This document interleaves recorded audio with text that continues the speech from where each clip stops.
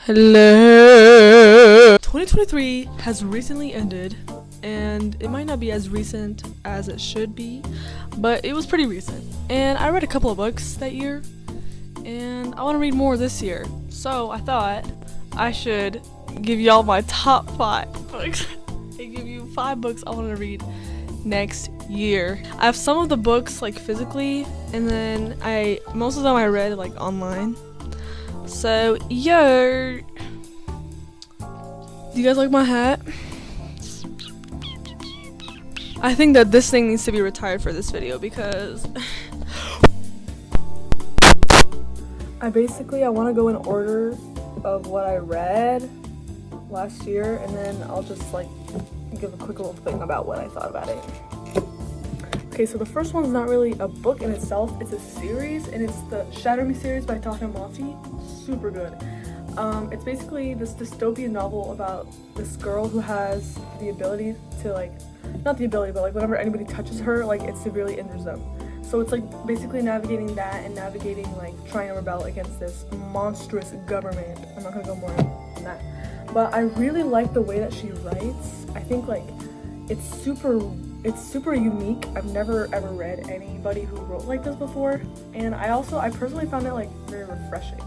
And I really like the way she like kind of changes her writing style depending on the point of view. I'm reading Imagine Me right now, which is like, it's a little bit weird if you've read it, but like yeah, I have this book and then the novella left, but I really like how she writes, and it's one of my favorite series that I've ever read, so yer.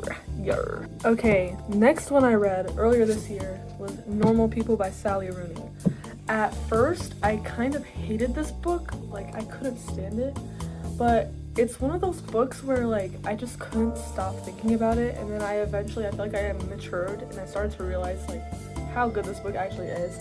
It's basically about these 2 high school students, Marianne and Connell, and like their relationship together as it progresses through high school and university. And I feel like it's a very realistic book, and that's why I didn't like it so much, because I was very used to reading about like, ooh, like magical, like romance, like everything works out in the end, but this is very realistic and it made me super frustrated. But it's just one of those books that I never really stopped thinking about it, and I think it really impacted me this year. So yeah, I really do like this book. I recommend it. Next book I read during Ramadan was Franny and Zooey by Salinger, and this book was mentioned in Gilmore Girls, so that's why I was like, I have to read it because Jess read it, so I have to read it. And it's basically about this girl Franny who is very famous, and I can't really remember it. I read it in like a couple days, so I don't really remember it.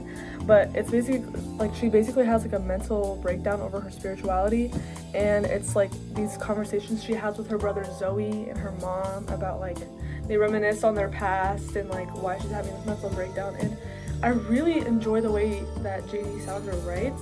It's very like frank and to the point, and I enjoyed it. I felt like it was very easy to follow for me personally, and I also read Catcher in the Rye, which is really good too. But I don't know, this book for some reason it really stuck out to me.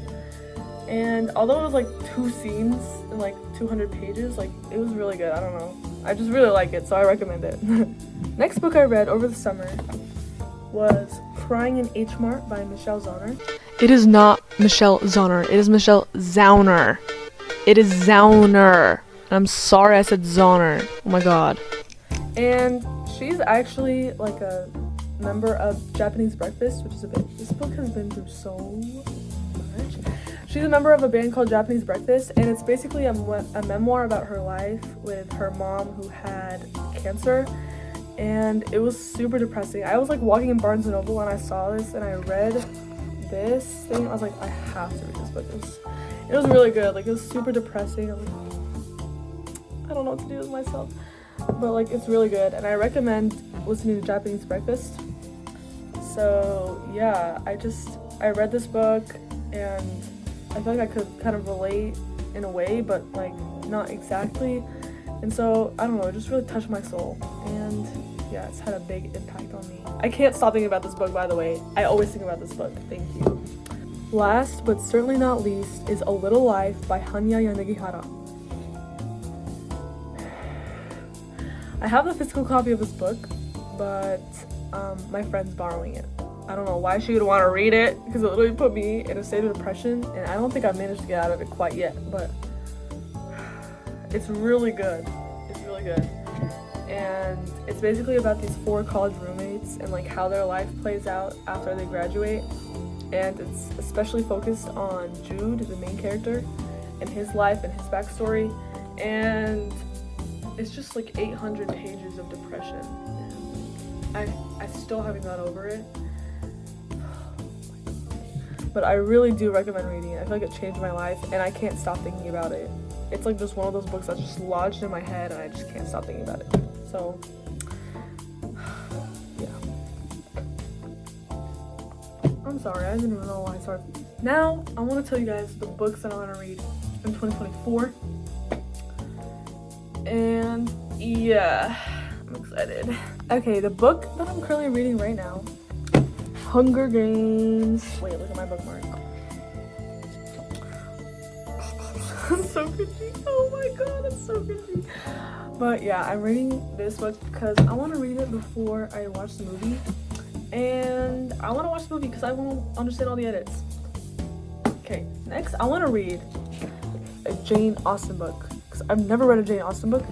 And preferably I'd like to read Pride and Prejudice. Because one time I found a bench at my university that had a Jane Austen quote in it, and it was the most aesthetic bench I've ever seen in my entire life. I'll put a picture of it here.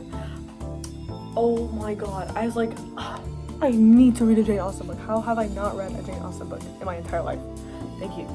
Next, Fourth Wing by Rebecca Yarros. I'm sorry if that's not how you say it, but I have heard so many good things about this book, and the second book came out recently. I think it's called Iron Flame. Yeah, I'll put it here. I really want to read this book. I want to understand the thing about dragons and whatever. I don't know what's going on, but I really want to read it. Okay, what do I have next? Oh my god. I want to read Spare. The Prince Henry. I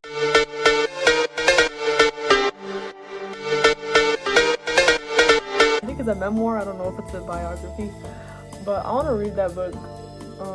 Don't even ask me why.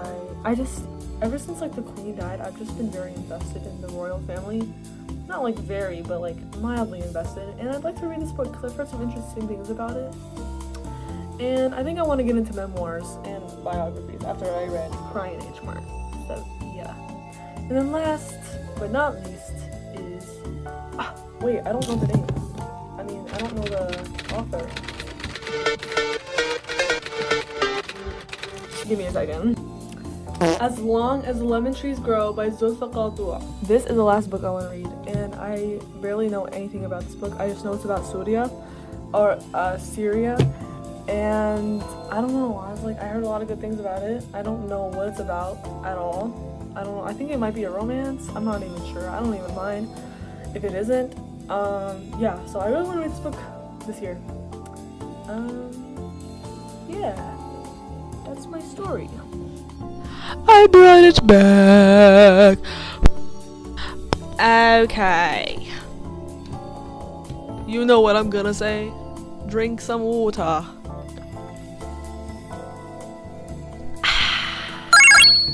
Please do it. Drink it.